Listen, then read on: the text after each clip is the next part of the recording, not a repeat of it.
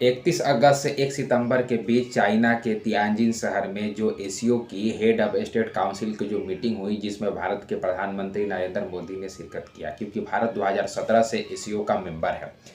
एशियो बना कैसे? एशियो बनने से पहले जो शंघाई 5 था वो क्या था और ये कैसे ये अस्तित्व में आया, इसको थोड़ा सा हम लोग इनसाइड स्टोरी जानते हैं।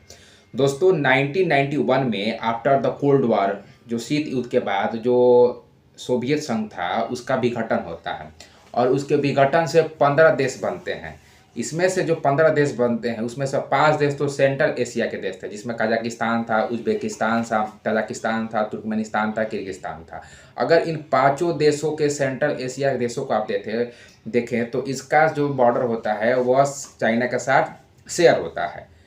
जब कोल्ड वार ख़त्म हुआ और जब सोवियत संघ का विघटन हुआ तो जो वर्ल्ड में जो सबसे कोई खुश देश था तो वो अमेरिका था, और चारों तरफ इतना खुशी था आकाश जी कि मिठाई लेकर घूम रहा था। बता रहा था कि देखो भाई, दुनिया का सबसे ताकतवर देश हम बन गए हैं। लेकिन दुनिया का एक और देश था जो इस चीज़ को काफ़ी बारीकी से नज़र गए वो देख रहा था, उसका नाम था चाइना। वो चाइना जब देख रहा था तो लगा कि भाई ये जो अमेरिका है पूरा गधा देश है कि सोवियत संघ का विघटन हो गया तो मिठाई बांट रहा है, क्योंकि अभी कहानी खत्म नहीं हुई थी। तो चाइना ने देखा है कि सोवियत संघ के विघटन से जो ये सेंट्रल एशिया के पांच एक मूर्खता थी, या फिर जो भी आप बोलिए आपके अपने लैंग्वेज में। तो जो सेंट्रल एशिया के जो 5 देश बने, तो ये 5 देश बनने के बाद चाइना ने इस पर नज़र कराया, क्योंकि इन देशों के पास काफ़ी ज़्यादा रिसोर्सेज था। आपको बता दें कि चाइना एक कम्युनिस्ट देश है, लेकिन 1980 से उसने इकोनॉमी को अपनाया और उसको कैपिटलिस्ट इकोनॉमी चलाने के लिए आपको रिसोर्सेज की ज़रूरत होती है, और चाइना के बैकयार्ड में इतना बड़ा रिसोर्सेज आ जाए ये तो अपने आप में बहुत बड़ी चीज़ है। तो चाइना ने देखा कि कैसे ही सेंट्रल एशिया पर होल्ड बनाया जाए, अपना वर्चस्व कायम किया जाए। तो उसने क्या किया कि 1996 में शंघाई 5 नाम का ये संगठन बनाया। तो आपको अब पिक्चर थोड़ा सा क्लियर हुआ होगा कि शंघाई 5 जो चाइना बनाया था वो सेंट्रल एशिया के जो देश थे, इसमें जो संसाधन थे, जो रिसोर्सेज थे, उसको कैप्चर करने के लिए, वहाँ से उसको एक्सप्लॉइट करने के लिए चाइना ने शंघाई 5 बनाया। जब ये शंघाई 5 बना तो शंघाई 5 बनने के बाद चाइना ने एक चार्टर के तहत आर्टिकल 1 जोड़ा शंघाई 5 में, जिसमें उसने कहा कि भाई ये देखो कि ये जो शंघाई 5 है, क्योंकि मैं बता दूं कि जो शंघाई 5 था इसमें रसिया भी मेंबर था, क्योंकि आफ्टर जो विघटन हुआ सोवियत संघ का, उसका सबसे बड़ा फेडरेशन रशिया फेडरेशन था। तो 2001 में उसी शंघाई 5 को, जो 1996 में शंघाई 5 था, उसी को 2001 में नाम बदलकर एससीओ यानी शंघाई कोऑपरेशन ऑर्गेनाइजेशन कर दिया जाता है। एक और बात बता दें कि शंघाई 5 जो बना वो शायद 1996 में बना था, जिसमें 5 मतलब 5 देश शामिल थे, और जो कि 2001 में उसी को नेम चेंज करके और उसमें अभी के डेट में 10 कंट्री शामिल है, और उसका नाम हो गया है एशियो समिट। जो अभी हाल ही फिलहाल में 1-2 रोज का मामला है कि उसका समिट मीटिंग हुआ है, जो कि हमारे माननीय प्रधानमंत्री श्री नरेंद्र मोदी जी उस समिट के पार्टिसिपेट हैं।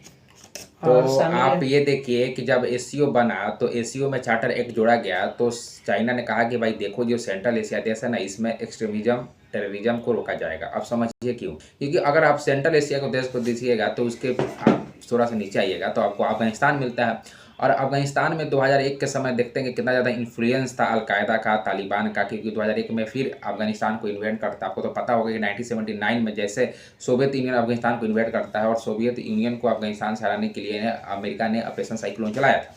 तो इस डर था चाइना को कि कहीं ये जो सोवियत यूनियन है, जो अलकायदा है, उसका प्रभाव कहीं ना देखे सेंट्रल एशिया में। अगर ऐसा होता है तो फिर ये सारी चीज़ें खराब हो जाएंगी उसको रिसोर्सेज के लिए। दूसरी महत्वपूर्ण चीज़ दोस्तों आपको ये समझना है कि जो ये एससीओ बना, जिसमें ये सेंट्रल एशिया के देश से रसिया था, चाइना था, तो उसके बाद 2015-16 के समय जब इस पर रसिया ने ध्यान दिया कि ये तो एक समय मेरा ही पार्ट था सेंट्रल एशिया का, और इस देश से जो संसाधन है उसको क्या कर रहा है कि चाइना ले जा रहा है और अपना इकोनॉमी को बूस्ट कर रहा है। तो रसिया ने कॉन्सर्न जताया कि भाई आप एससीओ का मेंबरशिप खोला जाए, इसमें नए नए मेंबर लाए जाए। बिना मेंबर लाए हुए आप इसको विस्तार नहीं कर सकते, मजबूत नहीं कर सकते। तो मेंबरशिप 2017 में खुलती है और भारत को उसमें क्या किया जाता है, ज्वाइन कराया जाता है। जब ज्वाइन कराया जाता है तो चाइना को लगता है कि ये चाइना रसिया का बहुत बड़ा दिमाग है, तो उसको अब कहता है कि अगर इंडिया ज्वाइन हुआ है तो साउथ एशिया में तो एक और महत्वपूर्ण देश है जो अफगानिस्तान के बाद सेंट्रल एशिया से कनेक्ट करता है। तो रसिया बोलता है कौन, तो बोलता है पाकिस्तान को भी ज्वाइन करो। तो आप देखिए कि 2017 में पाकिस्तान भी एससीओ ज्वाइन करता है, 2017 में भारत भी ज्वाइन करता है। ठीक है, अब जब पाकिस्तान एससीओ में आ गया तो आपको पता है कि उसके बाद एससीओ जो अच्छा चल रहा था, इंडिया के आने से नहीं, पाकिस्तान के आने से जो एससीओ अच्छा चल रहा था वो डायरेक्शन लेस हो गया। पाकिस्तान जब आया एससीओ में, वही रोना धोना शुरू कर दिया उसने कि मसला है कश्मीर हल करो, कश्मीर हम मसला हम करो, कश्मीर हमको दो। अब इंडिया बोल रहा कि भाई वो अपना बात रखने लगा इस समिट में आके देखा जाए। और एससीओ में वैसे पाकिस्तान को कोई पूछता नहीं है। जब मीटिंग होता है तो पाकिस्तान को जारी लगा दिया जाता है कि पीछे रूम के बाहर बैठो तुम। पाकिस्तान को ऐसा कोई भाव देता नहीं है। आकाश जी, इस पर कुछ आप बोलना चाहेंगे तो बोले। पाकिस्तान के बारे में अगर हम बोलना चाहें और उसके बारे में अगर पाकिस्तान के बारे में अगर हम डिफाइन करें तो बहुत लंबा हो जाएगा। इसके लिए अगला वीडियो हम लोग ट्राई करेंगे कि उस पाकिस्तान पे एक अगला वीडियो बना दिया जाए। पर इसके बारे में ज़्यादातर हम डिफाइन नहीं कर पाएंगे। मॉन्टेक्स पे जो एससीओ समिट के बारे में जो बता रहे हैं उसी पे वीडियो बन रहा है, उसी के बारे में। ये जो एससीओ का जो 25 जो हेड ऑफ काउंसिल मीटिंग हो रही है, इसमें आप देखिए कि बहुत ज़्यादा देश आए, पॉलीवैज में जो देश आए हैं, क्योंकि पर्यवेक्षक आया करते थे, लेकिन इस समय टर्की भी आपको दिख रहा है, अजरबैजान, आर्मेनिया, बेलारूस जो मेंबर नहीं हो वो भी सारे देश आए हुए हैं। यूरोपीय ये आपके जो यूनाइटेड नेशन के हैं आपके, एंड क्या नाम है उनका, मैं नाम भूल रहा हूँ, वो आए हुए हैं। एससीओ उनको बुलाया गया है। जो अभी अब अगले साल ब्रिक्स की सम्मेलन होने वाला है, तो एससीओ के बायलैटरल साइड लाइन पर मोदी जी ने तो ट्रम्प को पुतिन को बोला है कि आपको इंडिया आना है। शी जिनपिंग को भी बोला है, क्योंकि हमारे क्योंकि 2020 में जो गलवान क्लैश हुआ था उसके कारण भारत में और चाइना के बीच रिश्ते खराब हो चुके थे, जिसके कारण अब मानसरोवर यात्रा भी शुरू हुई है।